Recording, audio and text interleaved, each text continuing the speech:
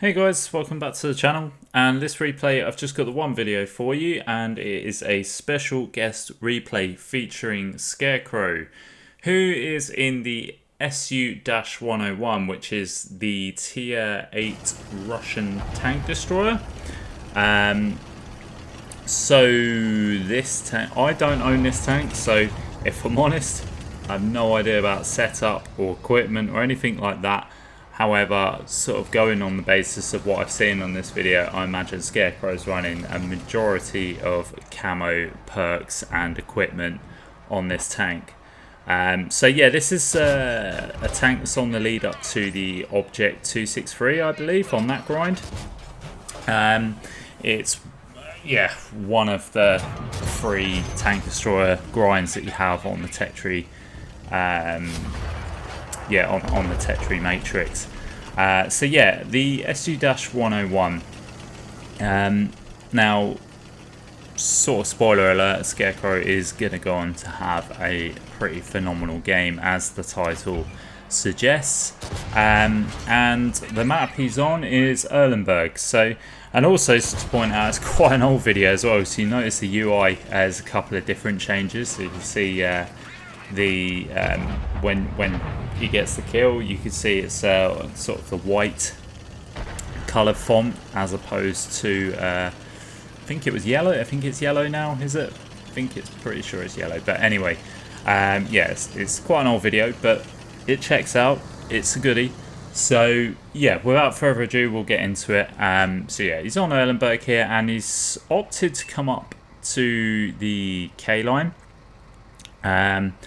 which is an interesting position from my perspective. It is, but it's one of those high risk, high reward type scenarios. Obviously, sitting here, you've got the problem where you could get shot on the cross if you do get spotted.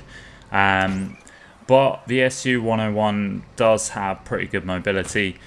So, you know, Scarecrow, as soon as it's lit, he was able to just sort of get out of there, duck under the ridge lines, avoid any shots, and lose the spot, and then sort of, rinse and repeat. Basically, he's come back, he's sort of hugging the boundary line as tight as possible to keep as maximum distance from the enemy as possible. So he's staying in his position for now. I'm on the basis, I assume, that he's letting the view range do the work, and obviously see a medium that seems to be sort of rushing out in the middle there, which is giving him the opportunities. Yeah, he's spotted up some guys at the back there that Scarecrow couldn't spot. Now they're in his render, he can sort of get shots off. He's taken out the SU-130 there, which is a dangerous tank destroyer. He's also got a shot into that medium tank that is being poking backwards and forwards. So the medium tank's done him a favour. The scores are tight, it's 10-all, so close game at the moment. Now this tank destroyer has just sort of come out into the midst of the castle, managed just to get a shot into him for 322 hit points, which is nice. The guy's backing up again. Unfortunately, gets an unlucky shot, just hits the track there. But he's going to get another shot in and puts a big shot in, leading this guy down to a one shot, and then he's able to finish him off. This gun looks quite nice, I'm not going to lie. Sort of some good reload times there. Just under 5 seconds, I think. So yeah, I'm at the moment sort of myself grinding the Object 268 line. So yeah, I may have to look into this line after, I think. And this tank looks like it could be quite good fun. I don't mind my turretless TDs. Obviously, they do have some of them do have their drawbacks. The biggest drawback is obviously being flanked, and not being able to turn quick enough if you do get flanked, particularly by a light tank. It can be quite annoying. So yeah, so Scarecrow's not had to move really to get any of this damage, and he's sort of playing quite a patient game. Fair play to him. I think if this was me, I probably would have been dead by now, because I would have got bored. But yeah, it's the nature of the game. With tank destroyers particularly, you have to be patient. Now the Tiger has moved forwards, and I'm assuming the Tiger has now been spotted by this medium tank on the left hand side. And this guy is going to cause a bit of concern, because he's going to obviously that Tiger gets taken out, which he does, that medium tank is now going to become a threat. Now, Scarecrow's in a bit of a precarious position here because he's now in a bit of a crossfire, and he does get a nice snap into that medium tank, which is a Drogon. Yep, Drogon it is. He tries snapping another shot on the move. Unfortunately, doesn't. Drogon is backing up. Now, Scarecrow has to take this guy out as quickly as possible. He's been very lucky not to have taken any damage there. Puts the Dragon down to a one-shot and just finishes him off with the ram. Now he's got this AMX Tier 7 French tank destroyer, who I have no idea what this guy is doing. That's not the way to approach things there. He's just gone YOLOing in, and he's taken heavy loss for it, and just basically gives free damage to Scarecrow there for him to finish off. Now, if you look at the scores, this has just become even more of a precarious situation because it's now 2v5. So yeah, it's gone rapidly the other way into the enemy's team, but Scarecrow's not lost too many hit points, and he's still got his teammate in the fight, who's now sort of communicating with, asking him to sort of come back to where he is, which teammate is obliging. And yeah, this you'll start getting interesting, and it'll start getting to a point where you can see where a bit of teamwork here and a bit of sort of cooperation actually does get them some good results. So 2v5, you got 2 Type 4s on the enemy team in a platoon as well. So yeah, it's not looking great, let's be honest. But again, with Scarecrow, been on the channel many a time. We know he does have the capabilities of pulling some miracles off. Now there was a one-shot Tiger there, which, but rightfully is left. He's focusing on the Type 4. Type 4 is a more dangerous tank, and is equally side on, giving him easy shots, which, to be fair, in my position, I would also take. You could argue, though, the Tiger's a one-shot. It's taking another gun out of the game. However, his teammate does deal with that Tiger anyway. So I think Scarecrow done the right decision there by aiming for the most dangerous tank. So yeah, but both of them managed to sort of deal with the situation quite well.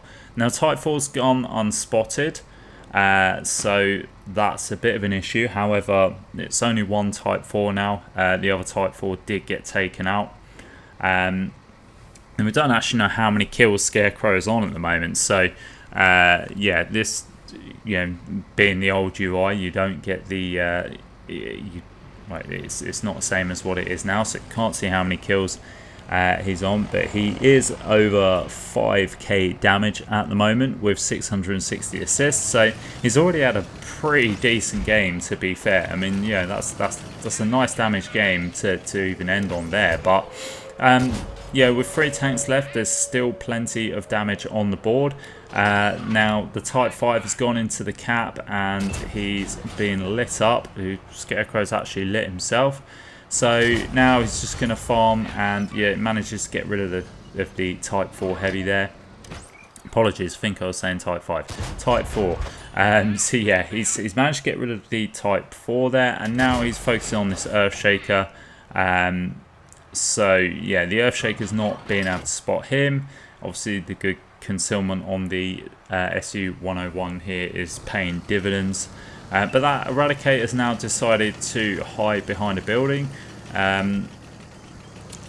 but now he's getting shot from the general, is it a general or TVP, one of the two.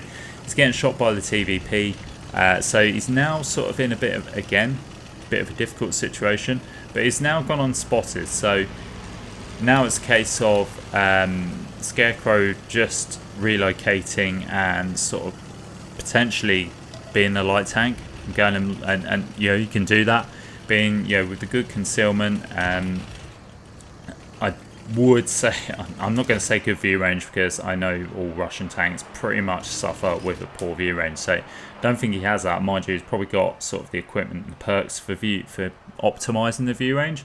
Either way, he's going to outspot the Eradicator, that's a given. the concealment values alone from the Eradicator and the SU-101, it's going to give the SU-101 the advantage. So yeah, so he's lit up. It's now one shot, and Scarecrow's just decided, you know what, I've had enough. Gonna sort of move in, get the kill shot, get rid of this tank, which he's going to do. So he's moving on the Eradicator. He can take a shot or two. I'm not even sure if the Eradicator would be able to clip him out, but it seems like, I think he was loaded with HE anyway. Managed to pay him one, bounce one, and yeah, Scarecrow took him out. Now I think, if I remember rightly, this was before the artillery icon was introduced, you know, where you sort of get 6% for artillery, hence why it's sort of hiding behind a building. Somehow we've teleported to another part of the map. That'll be yeah, that's just a slight glitch in the video. But now artillery is left, and yeah, this is, yeah, easy game basically, and it's that old that it's pre-arty buff. So yeah, this was a very old video, but a very, very good video nonetheless. And Scarecrow picks up the win there. You see, that's a huge game. 9 kills, 6.8k damage, of just over, with 1100 assists, picking up the ace tank with a devastating medal, the Radley Walters, Top Gun, the high caliber, and you see there just over 2.7k base XP earn. An absolute phenomenal game, and yeah, really well played by Scarecrow and his teammate as well. His teammates sort of done some good efforts at the end there, putting those guys in the crossfire. So anyway, that is it for the video, guys. I hope you enjoyed it. Please give us a like and a subscribe if you did, because it really does help the channel. And yeah, GG's to Scarecrow. Thank you for him for sending that video in. It was much appreciated. And that's it, guys. I will catch you next time.